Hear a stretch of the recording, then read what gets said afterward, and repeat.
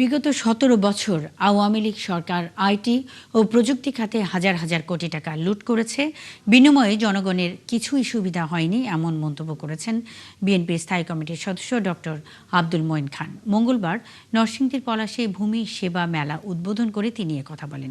মঈন খান আরও বলেন, সেবার নামে শুধু মুখরোচক কথা বললেই হবে না, দেশের আইটি ব্যবস্থা সহজ করে মানুষের সেবা নেওয়ার প্রক্রিয়াটিও সহজ করতে হবে। তিনি বলেন, জনগণের ভূমি সেবা জটিলতা নিরসনে বর্তমান সরকার বদ্ধপরিকর। সেই লক্ষ্যে দেশব্যাপী ডিজিটাল পদ্ধতিতে ভূমি সেবা চালু করা হয়েছে।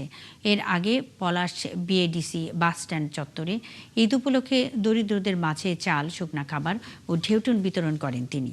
আমি নিজে একসময় এই আইটির প্রবক্তা ছিলাম এবং আইটির মাধ্যমে যাতে কাজ সহজ করা যায় সে কথা আমি বলেছি। আমি দুঃখের সঙ্গে বলতে চাই, বিগত যে 17 বছর যে সরকার আমরা দেখেছি সেখানে আইটির নাম করে অনেক কিছু করা হয়েছে, কিন্তু আইটির মাধ্যমে জনগণের কোনো কিছু সহজ করা হয়নি। আইটির মাধ্যমে হাজার হাজার কোটি টাকা দুর্নীতি হয়।